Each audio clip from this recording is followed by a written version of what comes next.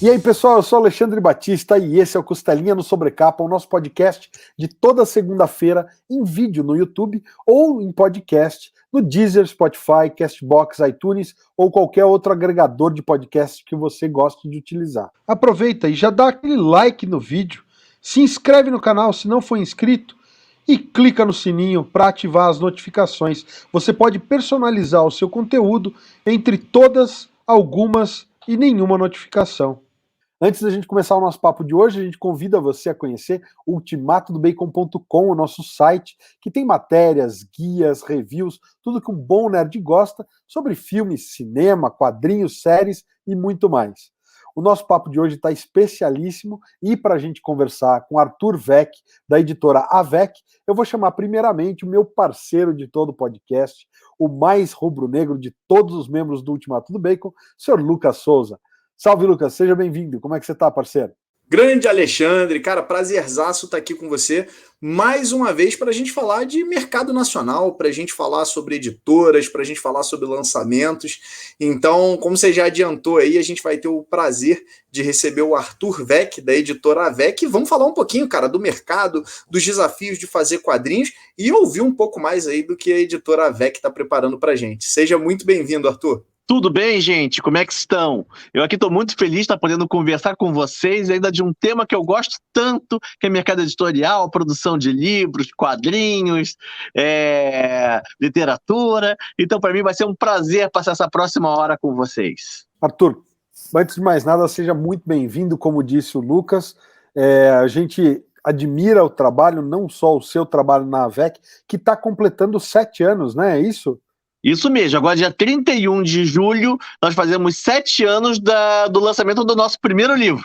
E oficialmente foi a data que nós escolhemos para ser o nosso aniversário, né? Que é quando o nosso primeiro livro passou a existir oficialmente, né? Muito, muito bacana, cara. Parabéns pelos 7 anos de estrada na AVEC. Mas a tua história no mercado editorial vem muito antes disso, né? Você está envolvido aí desde sempre na editora AVEC, que foi fundada pelo Arturo, né? Exatamente, a editora AVEC, que é o meu sobrenome, foi fundada no início do século XX, né, 1900 e alguma coisa, pelo meu avô, que veio com 17 anos da Itália, para abrir a editora no Brasil, né, e ficou aqui. Depois meu pai seguiu, mas na editora, junto com as minhas tias, só que em 1982, com brigas de família e crises financeiras do famoso plant que o João garante, só os mais velhos vão lembrar, a editora, como não ficou tão bem financeiramente, com as brigas de família, foi comprada pelo Jornal do Brasil. E aí acaba a história da minha família com as editoras, mas não a minha história, né? Aí depois disso eu cheguei depois de formado, né, eu cheguei a montar uma editora no Rio de Janeiro chamada Nova AVEC, que era para lançar RPG. Lancei uns RPGs, fiz uns livros, mas naquela época acabei vendo que o meu valor no mercado de negócios, né, no mercado de emprego, era maior do que eu ganhava do que na minha própria editora. Aí nós fechamos a editora, acabei sendo executivo de algumas empresas como Hermes, Telefônica, Via, RBS, que é a Globo aqui do Rio Grande do Sul. Né? Vim fazer meu mestrado no Rio Grande do Sul, depois segui como executivo aqui, até que depois dos 40 eu já estava doido de vontade de editar e abri então a AVEC Editora para a gente publicar. Isso já fazem 7 anos. Cara, legal demais.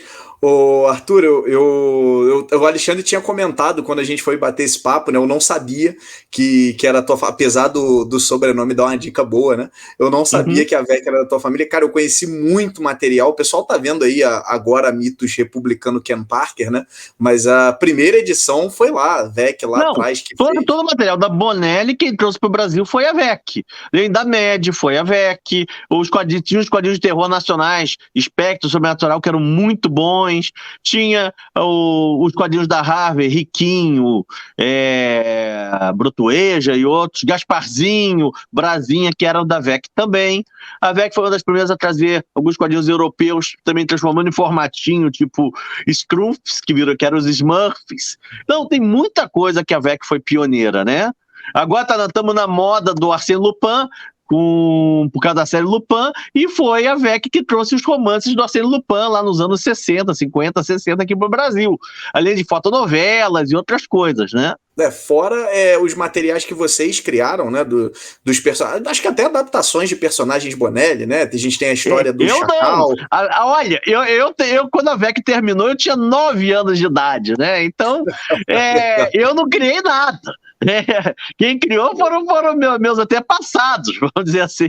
É legal demais, Arthur. Eu queria, antes de entrar até nas perguntas, pra gente falar um pouco da tua trajetória, eu queria te fazer uma pergunta até mais particular e te perguntar como é que foi crescer com esse ambiente de quadrinho ao teu redor, né? Respirando, não só quadrinho, mas quadrinho, livro. Se você percebe qual é a influência, eu imagino que seja gigantesco, olha, mas qual é a influência? Eu imagino ter tido muita influência, porque minha mãe também trabalhava na VEC, né? Minha mãe é formada em programação visual, em Belas Artes, programação visual pela Faculdade de Belas Artes do Rio de Janeiro, né?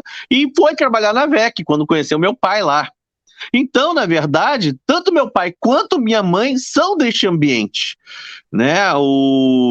Então, eu cresci com isso. Eu era, acho que, uma das poucas crianças que recebia o álbum de figurinhas com ele já completo, recebia as revistas antes de chegar na banca, né? Recebia as revistas de quadrinho antes de chegar na banca. Conhecia, ia na editora, né? Via aquelas máquinas funcionando, aquele barulho das máquinas funcionando o tempo todo, nas redações, mas tudo isso como criança ainda, né? Mas de alguma maneira talvez isso tenha impregnado, né? Só que depois disso, o meu pai, quando ele saiu da editora VEC, ele saiu além da crise financeira, ele saiu muito brigado, teve uma briga de família. Então, durante muito tempo, o assunto da editora não foi um assunto muito fácil dentro de casa, porque meu pai ele saiu muito magoado desse processo todo, sabe? Deve ser realmente complicado, né? A gente aposta, tem um sonho, e quando as coisas acabam desandando assim, eu entendo bem esse comentário que você fez de ser aquele assunto delicado. Mas falando, você comentou Arsène Lupin, uma das publicações que você tem hoje na VEC tem a ver com Arsène Lupin. Então, uma das primeiras perguntas que eu teria para você, falando da VEC, a respeito justamente que você não só é editor, né? Você também é publisher. Então, como é essa seleção dos títulos que você vai trazer para a editora? Eu passei a ser publisher, entre aspas, assim, mais recente, porque a gente começou a ter alguns projetos de catarse, com os próprios autores eram os editores, né? Ou eles já vinham com o projeto pronto. Então, nesses projetos que eu não botei a mão diretamente, eu sou só o publisher, né? E recentemente, nós agora em 2021, nós, pelo trabalho, né, a gente começou a publicar não um livro por mês, mas 2 livros por mês, 3 livros por mês, 4 livros por mês. Teve um mês aí que nós lançamos 5 livros diferentes no mês. Eu não consigo mais dar conta sozinho, né? De fazer tudo. Então a gente começou também a terceirizar alguma coisa com outros autores que também são editores. Então a nossa linha de terror hoje passa muito por um autor que é o Duda Falcão. Já teve a editora dele também. Aí depois, então hoje em dia ele que faz a leitura crítica e os comentários dos nossos livros de terror, né? Temos também a série Safra Vermelha, que é do César Alcázar, que também é um selo dele para livros policiais. Então, nesse selo, ele acaba tendo mais a função de editor do que eu, né? Aí são os casos que eu entro como publisher. Ou quando o livro já chega pronto, né? Rodei no Catarse, quero fazer uma parceria com vocês para chegar em todas as livrarias, etc. Assim, mas aí eu não editei o livro propriamente dito, já chegou com capa, já chegou, então eu entro só como publisher, né? Como publicador, né? E agora, na maioria dos nossos livros, eu sou o editor também, né? Nada passa sem eu ter lido ele inteiro, sabe? Até para manter a qualidade dos títulos da editora. Eu sempre brinco, nós somos uma editora pequena. Apesar de a gente estar chegando agora em 7 anos a 100 títulos publicados, né, nós ainda somos uma editora pequena para o Brasil. Então a gente não tem margem para errar. Eu não tenho margem para lançar coisa ruim. Eu posso até lançar alguma coisa boa que por acaso não venda tanto, mas eu não posso lançar coisa ruim. Se eu lançar alguma coisa ruim, queima o filme da marca, da editora. Então a gente tem que ter muito cuidado com a nossa seleção, né? Tem um título em especial que já tinha saído antes por outra editora, mas a gente tem visto muito comentário positivo a respeito da edição de vocês, que é o Narrativas do Medo, né? Sim. Está saindo de uma forma muito bacana, e ao que parece, me deu a impressão de que a ideia de vocês é seguir em frente e abrir... Já estamos convidando os autores para Narrativas do Medo 4, né? Então, Narrativas do Medo foi uma antologia pelo Vitor Abdala, ele é o organizador, é um autor do Rio de Janeiro também, e ela foi lançada o primeiro volume foi lançado por uma editora, foi lançado independente, quase não teve venda, praticamente só entregaram os volumes para os autores, sabe? E o segundo também foi um esquema assim muito sem espaço para distribuição, para outras coisas. Então, o que a gente fez? O Vitor já queria relançar os livros, né, das Narrativas do Medo, e a gente estava fazendo já um bom trabalho. Nós temos outras séries de antologias, como a Multiverso Pulp, que o Duda Falcão organiza. Eu falei, Vitor, vamos trazer para a VEC e fazer o trabalho direito? Ele falou, vamos. A gente conversou com todos os autores, né, vimos tudo direitinho, todos eles estavam ok, e com ok editores, então a gente trouxe o Narrativas do Medo para a editora, fizemos uma nova edição, ou seja, foi revisado todo o livro, teve uma nova revisão de português, tivemos uma nova diagramação para o livro, trouxemos o ilustrador do Narrativas do Medo 2, o Marcel Bartolo, com quem eu já tinha conversado algumas vezes antes, para ele ser o capista, fez novas capas para os livros, né, e também fez novas ilustrações internas. E saiu um livro, então, que eu acho, como antologia de terror, ele traz praticamente os principais autores que estão publicando hoje terror no Brasil, sabe? Não vou dizer todos, mas uma grande parte dos principais autores, e às vezes tem cineastas também que escreveram contos e dentro da antologia. Então, assim, ela é bem representativa do que se faz hoje de terror no Brasil, esses 3 livros Narrativas do Medo. Só que é um livro que saiu já, o volume 2, há uns 3, 4 anos atrás. Nesse meio tempo surgiu algumas pessoas novas nessa cena de terror. Então, Narrativas do Medo 4 deve trazer também os novos autores, pessoas que não participaram das outras 3 antologias, né, para fazer o Narrativas do Medo 4, Narrativas do Medo 5, Narrativas do Medo 6 e por aí vai. A ideia é que seja um projeto contínuo, sabe? Tendo pelo menos um livro por ano, apresentando os novos autores ou os velhos autores dessa cena de terror em contos, né? Bom demais. Você comentou a respeito do Multiverso Pulp também. Qual é a proposta da coletânea? Porque também é outra publicação que ela é seriada, dá pra gente ver que já tá com quantos volumes, Arthur? Já tá em 3, esse ano saiu 4, 5, 6. O que acontece? Também era outra questão nossa, que a literatura fantástica tem 3 eixos, que é o ficção científica, a fantasia e o horror, né? Então a gente queria ter uma série que para novos autores, para autores que versassem sobre esses temas da literatura fantástica. Então nós combinamos que tem praticamente 3 livros por ano, sendo cada um deles sendo um subgênero desses 3, né? Então, no primeiro ano nós lançamos Espada e Feitiçaria para fantasia, lançamos Ópera Espacial para ficção científica e lançamos o horror para o horror, né? E esse ano, então, nós fizemos uma chamada, o Multiverso Pulp, enquanto a Narrativas do Medo é convite, o Multiverso Pulp é chamada, qualquer um pode mandar contos. E aí houve uma seleção e estamos lançando agora, vai entrar, inclusive, é o próximo livro que vai entrar em pré-venda, é o Multiverso Pulp Alta Fantasia, depois tem o Multipunk e depois tem o Investigadores do Sobrenatural em Horror. Aí vão ser os 3 desse ano. E aí, final do ano, abrimos a chamada para os 3 do ano que vem. Sensacional. Arthur, eu vou virar um pouco a chave aqui. A gente está falando de livro, é legal demais. Mas vamos falar de quadrinho, cara. Eu tive um primeiro contato assim com vocês, e aí, Arthur, que eu tenha reparado, né, mesmo, e falado, caramba, foi quando eu li agora recentemente uma obra chamada Elísio, que foi um quadrinho que vocês publicaram. Que, cara, muito bom, é sensacional, Elísio. Incrível, é uma história de guerra com arte aquarela muito boa, sabe? Inclusive, eu acho que vamos ter a reedição de Elísio agora, no segundo semestre, sabe? Por favor, porque para achar eu rodei, rapaz, para achar eu fiz malabarismo. E a gente ficou muito impressionado com o cuidado gráfico que vocês tiveram, né? Não, a obra em si, é um show à parte, mas não vou nem entrar nela, mas no formato que vocês escolheram para publicar, no papel, toda a parte de diagramação, a parte de revisão de português que você acabou de comentar. Então foi uma obra que chamou muito a nossa atenção. E eu queria ouvir um pouquinho de você, como é que é esse trabalho com quadrinho e com autores nacionais, né? Porque o Elísio, ele é do Renato Dalmaso.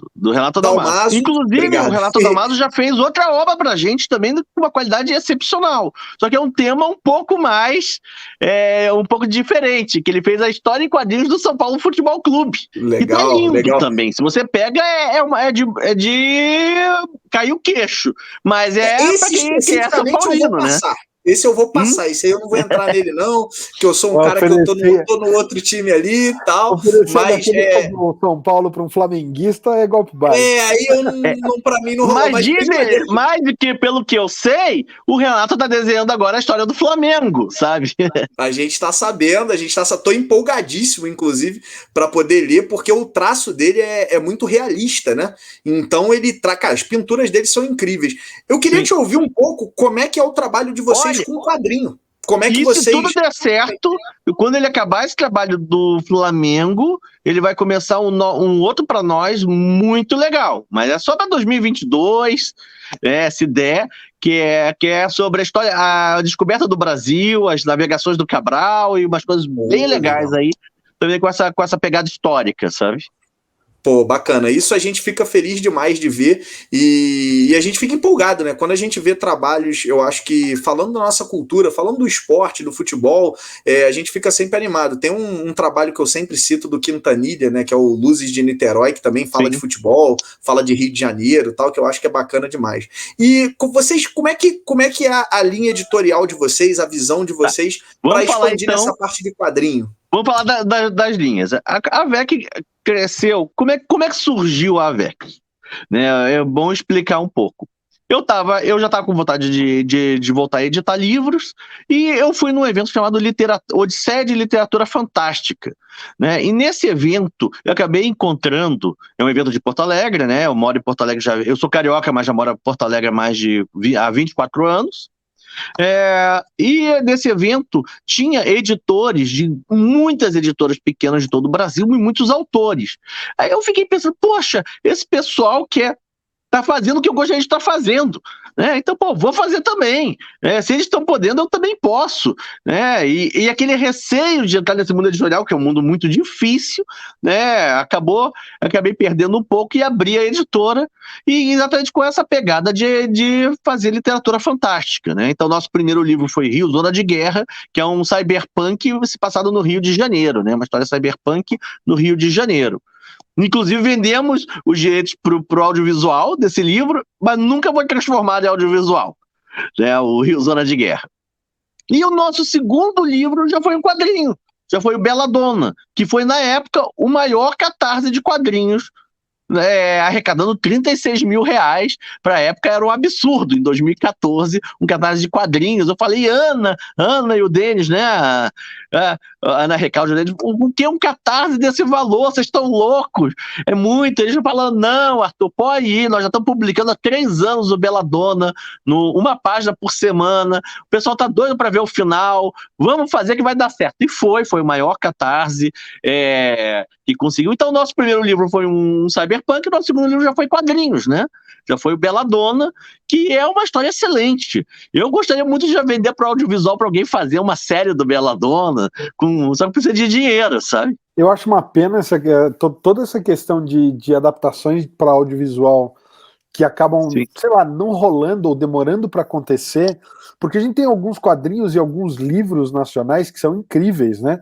Eu falo sempre do Pempengusa, da Milena Azevedo, e do Xavier, que é um cyberpunk, na verdade é um steampunk, né?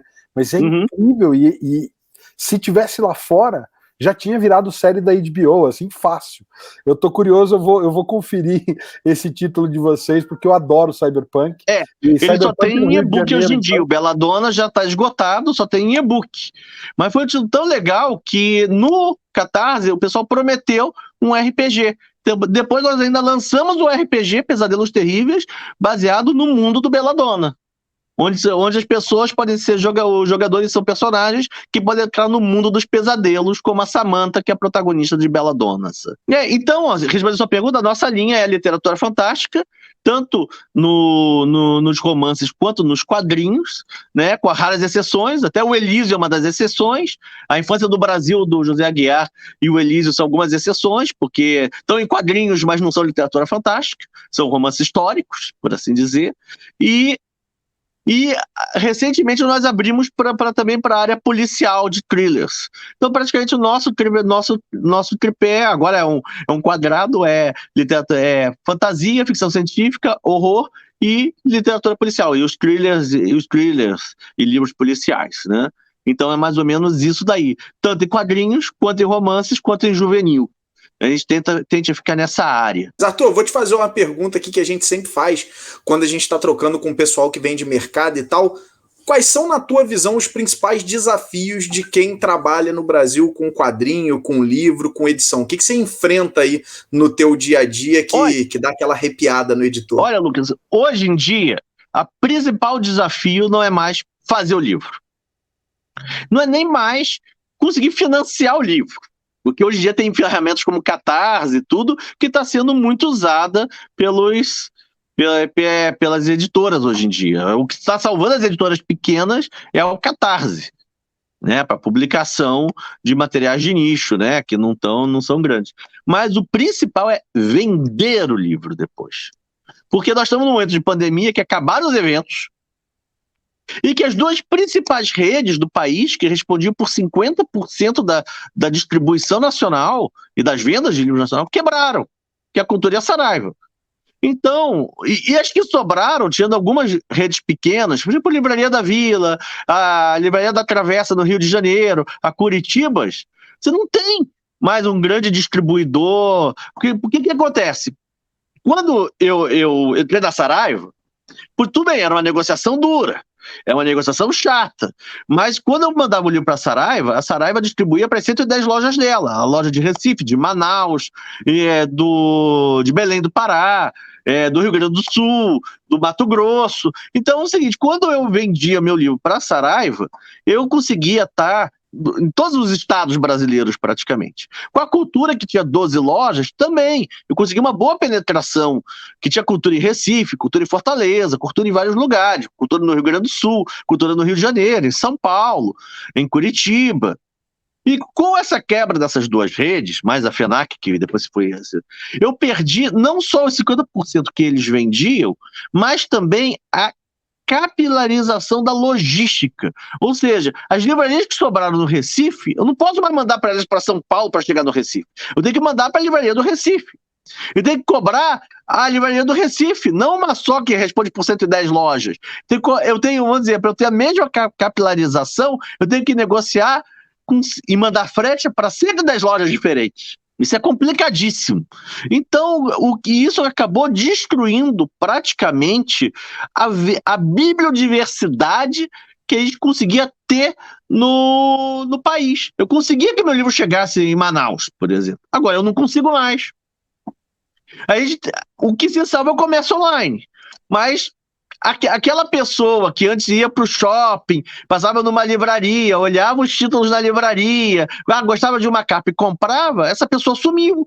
Ela não tem mais livraria, as livrarias que tem, não tem, ou são obrigadas a só ter os best-sellers para poder sobreviver, não tem como ela botar um autor nacional desconhecido, né? Então, com isso, ficou muito mais complicado a gente vender, ainda mais vender o autor nacional, né? Então, vou dizer, essa para mim é a principal dificuldade hoje. As redes sociais que antes distribuíam mais, hoje em dia você só propaga o teu post se botar dinheiro. Então, assim, de uma maneira geral, ficou muito mais árido você vender livro no país. Você conseguir fazer que as pessoas conheçam o seu livro e queiram comprar o seu livro, mesmo que elas gostem do tema. Você pode adorar o tema steampunk, como vocês falaram. Eu tenho um monte de livros steampunk. O problema é como é que as pessoas vão saber conhecer meus livros steampunk hoje em dia? As livrarias não estão pegando porque só pode pegar best-sellers. Não vão pegar um autor de steampunk nacional. né? Na Amazon, se você não é mais lançamento, se você não está entre os primeiros, ninguém vai te achar também, a não ser que você digite o nome. Eu faço a divulgação das redes sociais, eu tenho lá 13 mil no meu Instagram, o negócio é divulgado para os mesmos 50. Então, essa que é a maior dificuldade, como fazer as pessoas conhecerem o seu livro, mesmo elas gostando, e como fazer elas comprarem, sabe? Isso que você comentou é muito legal, Arthur, que a gente vê que é uma mudança de processo de compra, né? Eu mesmo, eu percebo muito isso, eu sempre comento com o Alexandre, até quando a gente começou aqui também a nossa jornada, eu falei, aquele prazer de você ir na banca de jornal, de você ir no livro, e dar aquela olhada assim, e falei, caraca, isso aqui parece legal, né? Aí você pega e leva o livro, e aí você descobre um autor novo, às vezes você descobre até um universo novo, né? De livros ali e tal, então isso é bem interessante. E é legal você comentar isso também. Aí você falou do Catarse, é uma ferramenta que a gente gosta muito, porque ajuda a trazer gente nova, né? Você fala, tô lá, é uma forma de eu, não só de eu financiar o livro, mas eu dialogar com pessoas diferentes, e realmente é um trabalho árduo, é um trabalho complexo. Hoje, a minha principal tarefa está sendo não depender do Catarse para lançar nossos livros. Porque o Catarse ele é muito bom, mas ele engessa que você financia aquela obra, você vende para aquele pessoal que comprou a obra, mas depois acontece um grande problema, você não pode reimprimir a obra, né? Você conseguiu dinheiro para fazer a primeira edição, e depois, como é que você reimprime? Como é que você segue aquela linha, né? Então isso a gente vê muito nos RPGs que vão para o Catarse, que o cara lança o livro básico e depois não consegue mais financiar livro nenhum. Eles estão sempre lançando o livro básico e nunca seguindo com a linha inteira. São algumas coisas que a gente está vendo, ou seja, como eu vou montar o meu projeto comercial da editora, como é que eu vou fazer para poder estar lançando os livros sem depender do Catarse, que o livro possa sempre existir. Eu não vou fazer uma tiragem, quando acabar essa tiragem o livro morre, nunca mais é impresso, sabe? Então é isso que é o meu principal trabalho hoje em dia, como fazer nosso catálogo aumentar sem depender de ferramentas como o Catarse, que é muito bom para imprimir, mas depois para manter ele não é tão bom assim, sabe? A não ser que a gente faça um catarse recorrente, que não é o caso da editora, sabe? Nesse momento. Legal demais. Eu queria até aproveitar aqui então, Arthur, você deu uma palhinha aí pra gente, falou que tem coisa nova de repente vindo aí 2022. Eu queria te perguntar o que a gente pode esperar da AVEC e o que vocês têm aí planejado para os próximos meses, para o pessoal que assiste a gente aqui já ficar ligado e já pegar o papelzinho, a caneta aqui e já preparar o bolso. 2021 está sendo um ano que a gente está publicando muito, né? Se vocês acompanhar o nosso site da AVEC, as redes sociais da AVEC, tá vendo que a gente lançou agora, acabamos de lançar o livro Quando os Mortos Falam, da Cláudia Lemes, que é a rainha dos thrillers brasileiros, que já tinha lançado o Segunda Morte, de Suelen Rocha. Lançamos agora também em pré-venda Lua Rubra, o nosso primeiro romance de fantasia medieval. Em 7 anos, foi o primeiro título que passou pelo nosso crivo, que chegou. Não é porque a gente não queria publicar, é porque nunca teve um autor que nos mandou um texto bom para ser publicado, sabe? Então, está sendo Lua Rubra, lançamos As Vozes Sombrias de Irena, Narrativas do Medo, vamos lançar os 3 multiversos Pulp desse ano, a gente vai lançar o Snow Globe do Fábio Barreto, já temos o próximo romance dele também para lançar, vamos lançar também um romance de Conan, produzido por um espanhol, Rodolfo Martinez, A Canção de Belit, que ela vai contar os 3 anos que o Conan passou com a Belit. Então, o conto da Rainha da Costa Negra conta só o início e o final. Então, agora nós temos um livro de 500 páginas, a gente vai lançar em 2 volumes, contando como é que foi esses 3 anos que o Conan viveu com a Belit, dos 19 aos 22 anos do Conan. Né? Quais foram as aventuras que ele viveu com ela, né? Estamos nisso. Nós temos uma série chamada Os Arquivos Perdidos de Sherlock Holmes, que mistura Sherlock Holmes com sobrenatural. Lançamos o primeiro, vai ser lançado o 2º volume agora. Os passos as pegadas do poeta, onde que o Sherlock Holmes se encontra com H.P. Lovecraft, um idoso Sherlock Holmes se encontra com o jovem H.P. Lovecraft, e o Sherlock Holmes investigando o roubo do Necronomicon, né? Vamos ter também o volume 2 do Guanabara Real, que é o Covil do Demônio, que é o final da história, né? É uma duologia, lançamos o primeiro, agora vai ter o 2º, e por aí vai ter outros livros aí menores também. Vamos lançar também Carcosa, Os Contos do Rei de Amarelo, com todas as referências ao Rei de Amarelo que teve na literatura pulp, né? Então, tem desde texto do H.P. Lovecraft, quanto do Chambliss, Pearce e outros autores do início do pulp também, estamos lançando, e por aí vai, cara, é muita coisa. Volta e meia eu tenho que parar para pensar, me lembrar que está em produção. Vamos lançar também o Almanaque da Literatura, da Arte Fantástica Brasileira, que é o pessoal que fazia o anuário pela Devir, que vai falar sobre como é que foi a produção da literatura brasileira nessa segunda década de 1900 década do século XXI, né? Então eles vão fazer um texto apanhando, falando com resenhas e textos explicando como é que foi o cinema, a arte, a literatura, os diversos veículos, né, que trouxeram, mas é um pouco mais acadêmico, vamos dizer assim. É descontraído, mas é mais de referência para quem quer estudar a literatura fantástica, né?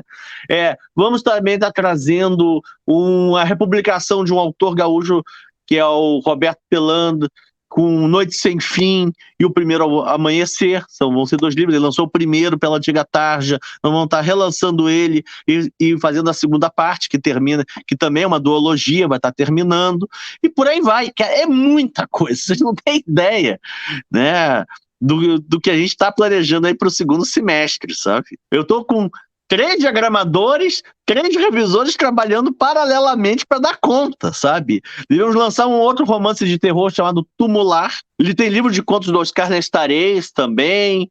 E por aí vai, sabe? Livro de contos da Nikellen Viter. Tem Sherlock dos Aventureiros 4. Eu tenho que me lembrar, desculpa o autor se eu esqueci a obra, porque é muita coisa, sabe? Tá para chegar para a gente distribuir o livro do Felipe Canho, da Ruiva, o The Few and the Cursed.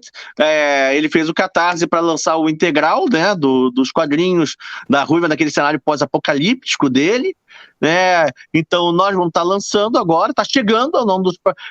Provavelmente, ou o Lua Rubra ou o Few and the Cursed vai ser o nosso livro impresso número 100.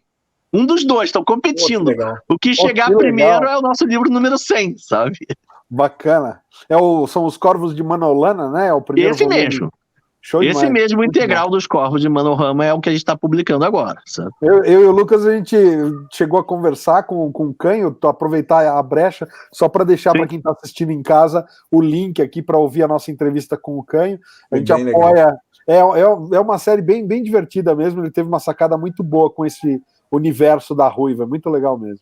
Já era uma parceria, a gente lançou o Adágio, né, do Felipe Canho também, foi parceria conosco para ir para as livrarias, e agora nós estamos repetindo a parceria com as Crônicas da Ruiva aí, que é bem legal. Eu quero trazer algumas coisas do exterior também, mas eu acho que ainda não é o momento que a gente está para trazer para valer por causa da pandemia, sabe? Nós ainda estamos com o nosso sistema de livrarias muito caído, tá? Então, mas talvez eu pense em trazer alguma coisa via Catarse, mas como eu te falei, eu não gostaria de depender do Catarse para publicar, sabe? Se a gente não pode publicar e manter depois as reimpressões sem o Catarse, em princípio não é algo que eu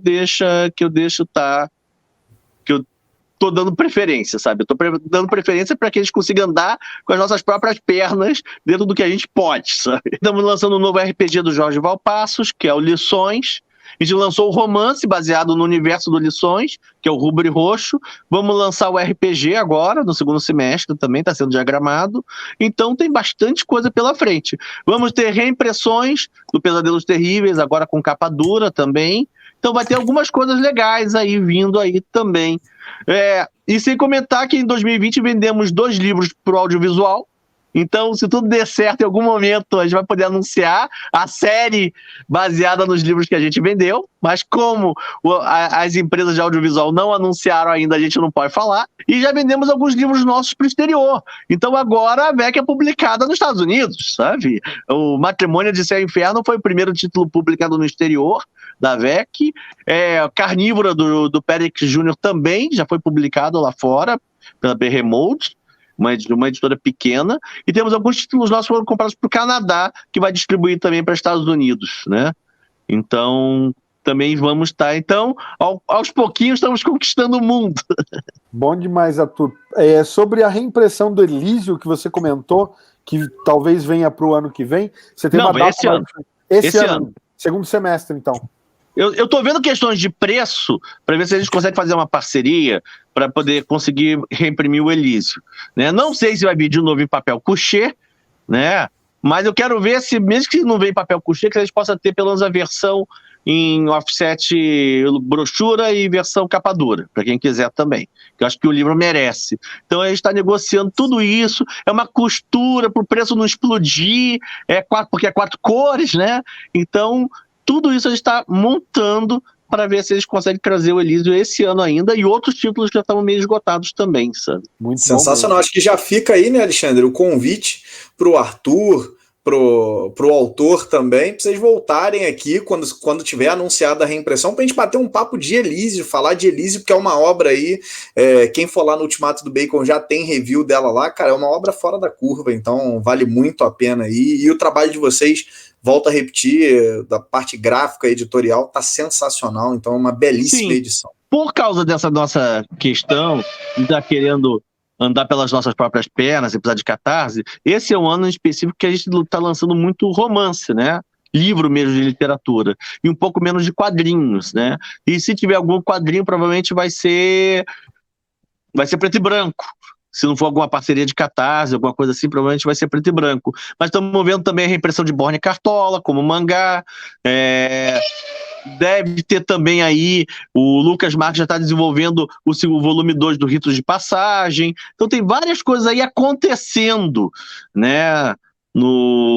Vou dizer, por trás dos bastidores, né, de produção, mas com a pandemia tudo foi atrapalhado, né? Então a gente também está tendo que ver autores que eram muito produtivos, agora estão numa fase assim, pouco produtivos, né? Então até isso nós temos que estar negociando nesse período, sabe? Arthur, vou fazer uma pergunta aí para o pessoal que está acompanhando a gente aí, que está ouvindo a gente e que talvez não siga vocês ainda. Qual o melhor lugar para acompanhar os lançamentos de vocês, livros, quadrinhos, e para adquirir as obras também? Você pode deixar aí as redes para o pessoal? Olha, todas as nossas redes são a VEC Editora. Né? Então, o nosso Instagram é a VEC Editora, o Facebook é a VEC Editora, o Twitter é a VEC Editora. Eu sugiro o Instagram. Normalmente o Instagram eu acho que é a ferramenta, a rede social hoje que a gente mais atualiza. Mais até do que o próprio blog da editora. E tem o site da editora, que é o www.aveceditora.com.br, onde que tudo que é lançamento está lá, sabe? Inclusive as nossas pré-vendas. E pode entrar lá e comprar, é o que a gente mais precisa. Não, bom demais. Eu ia até comentar aqui em off que a gente já deveria ter entrado em contato com você antes e em contato com o Renato Dalmaso, porque o Lucas leu o Elísio e ele ficou empolgado, mas absurdamente empolgado. E, em geral, a gente convida as pessoas, né, bem organicamente, assim. A gente lê alguma e o Elísio tem uma história engraçada, eu vou contar para vocês, que é o seguinte: o Renato Dalmaso, ele ganhou o PROAC para fazer o Elísio. O PROAC dá 50 mil para o autor fazer o Elísio. Né? E aí ele chegou para mim e falou assim: Arthur, eu ganhei o PROAC, você quer publicar o Elísio? E eu olhei aquele traço, a história, e falei: quero, na hora, assim, sabe? Tomei até um susto. Eu mandei para algumas editoras, elas não quiseram. Falei: como? Como isso é possível? Sabe, o Renato ganha o PROAC, estava com dinheiro para fazer a obra e não tinha conseguido a editora. Uma obra sensacional dessas, sabe? A gente está costurando, se tudo der certo, em pouco tempo a gente vai ter reimpressões de Le Chevalier Arquivos Perdidos, O Coração do Cão Negro, o Elísio e outros quadrinhos nossos que já estamos no final de tiragem, que a gente vai poder ter permanente oferecendo para o público, sabe? Sem ter perigo de esgotar a tiragem, etc. É esse meu objetivo. Eu tenho uma última pergunta antes. Na verdade, a gente tem sempre uma última pergunta clássica, mas não é dela que eu estou falando. Eu tenho uma última pergunta que você mencionou que para o Multiverso Pulp não é na base do convite. Vocês fazem uma chamativa e quem tiver originais pode enviar. tem algum caminho, tem alguma data específica que você abre as chamativas?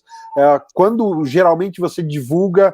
Normalmente mais para o final do ano que a gente faz essa chamada, principalmente depois que a gente já encaminhou os 3 do ano, né? Eu não gosto de fazer a chamada para novos 3 volumes se a gente tem entregue o anterior, né? Então agora esse próximo livro que vai sair depois do Lua Rubra é o Multiverso Pulp 4, né? O Multiverso Pulp 5 já foi para diagramação e o 6 ainda está em fase de edição dos textos, né? É o mais atrasado. Então, assim que a gente tiver com 6 encaminhado, a gente provavelmente abre já, mais para o final do ano, a chamada para os Multiversos Pulp com os temas do 7, o 8 e o 9, que são para 2022. E o Narrativas do Medo, que é outra antologia nossa, ela é também, ela é convite, nós já estamos convidando os autores, né? Aí essa é um pouco mais fechada, porque a gente tem que ver quem é quem no atual mercado de horror e fazer os convites. E como a gente não quer repetir quem teve nas 3 anteriores, então a gente também tem que ver quem é quem não participou das edições anteriores, né? Bom demais. Então, galera que está assistindo em casa, fica atento nas redes sociais aí da AVEC, especialmente depois que o Multiverso Pulp, o número 6, estiver sendo lançado, que é mais ou menos nessa data que então vem a E esse ano o Multiverso Pulp vai dar uma cria, que é o Multiverso Pulp Apresenta, que aí vai ser contos de um mesmo personagem que apareceu num dos Multiversos Pulps anteriores. Então, assim, o cara trabalhou o personagem, ficou legal, gostamos da história, a gente convida ele para fazer mais uns 5, 6 contos e publicar um livro só do personagem com o Multiverso Pulp Apresenta. Então vai sair agora o Diva Galáctica, vai sair os Garimpeiros, vai sair vários que tiveram nas páginas dos Multiversos Pulps anteriores também. Aí vai ser uma outra, já vai ser o spin-off das nossas antologias, sabe? E fora isso vai ter muita coisa boa, porque normalmente os autores da casa já publicam, né? Então estão em constante produção. Então a Nikellen Viter, que foi nosso finalista do Jabuti, vai ter livro de contos dela esse ano, vai ter o Guanabara Real 2, e ela já está escrevendo o novo romance dela. A Carol Chovato, que fez Porém Bruxa e Senciente no nível 5, já está escrevendo Porém Bruxa 2. Então, provavelmente, a gente vai ter um trabalho muito forte também com os autores que já são da casa, né? Sensacional. Arthur, para a gente encerrar, tem uma pergunta clássica que a gente faz para o pessoal conhecer o trabalho de vocês. Você consegue selecionar dentre essas quase 100 publicações 3 para indicar para a galera aí, para o pessoal poder escolher e começar a conhecer o trabalho da AVEC? Cara, que difícil é fazer isso. Até porque eu sou o editor, eu não sou o autor, eu sou o editor. E nós temos os egos dos artistas, sabe? Dos autores, dos artistas.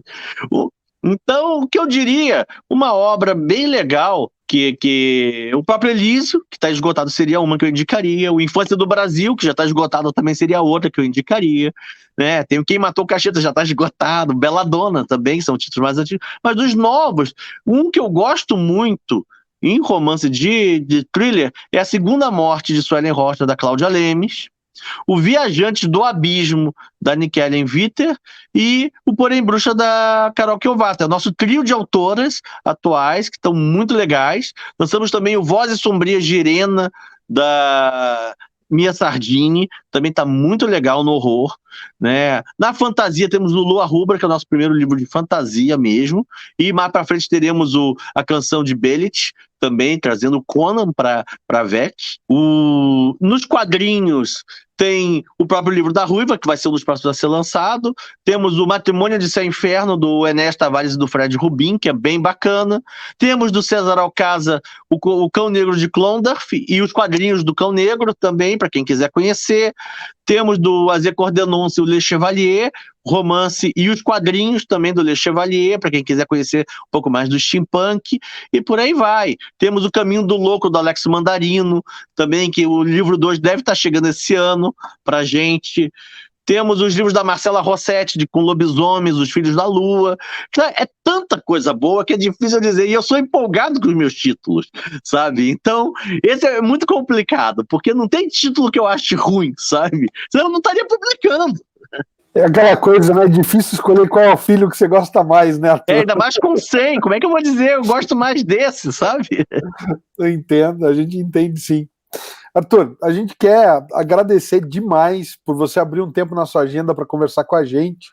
A gente quer deixar sempre o espaço aqui aberto e já feito o convite para quando for sair o Elísio, a gente conversar com o Renato junto com você, para a gente falar mais a fundo e aprofundar na obra em si e trocar mais essa ideia.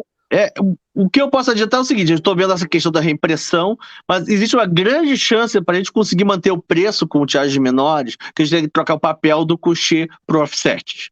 Eu acho que é a única coisa que deve acontecer, essas novas versões devem vir no papel offset em vez do coucher. É uma tristeza para mim, que eu adoro o nosso coucher fosco, mas vai ser muito complicado a gente conseguir manter a produção e o preço com tiragens menores no papel coucher, sabe? Daqui a uma semana é o aniversário de 7 anos da VEC, vai ter uma surpresinha aí.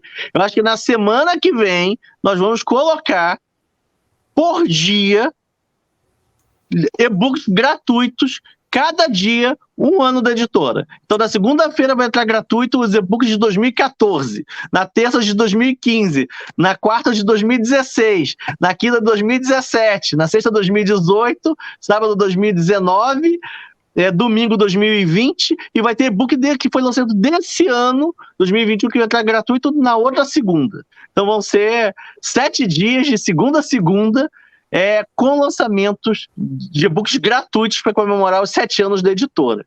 Vocês estão sabendo disso de primeira mão, que a gente não anunciou ainda em lugar nenhum, sabe? Ó, que beleza. O Lucas fala que eu tenho esse poder de tirar inclusive, vai entrar o Elísio em e-book gratuito.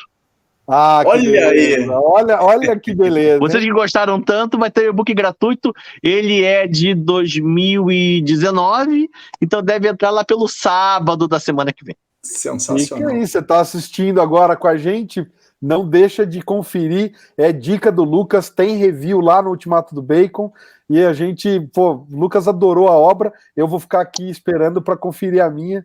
Mas mais uma vez, Arthur, a gente agradece demais, fica espaço para você. Olha, gente, eu adoro falar de livros, adoro falar de mercado editorial, e eu adoro falar dos meus livros da VEC, cara. Então, na verdade, foi um prazer muito grande estar aqui conversando com vocês, sabe? Eu quero ter mais oportunidade de poder falar das coisas que eu gosto, sabe? Não, bom demais, bom demais. E a você que está em casa, a gente agradece a sua audiência, não esquece de conferir toda essa semana aí que o Arthur comentou, e-books gratuitos na AVEC, e confere todo o catálogo da AVEC. Se você está conferindo o nosso material aqui em ultimatodobacon.com ou no Sobrecapa, não esquece de conferir também os outros vídeos do canal, clicar no logo para se inscrever se não for inscrito, e até o próximo vídeo, galera. Valeu!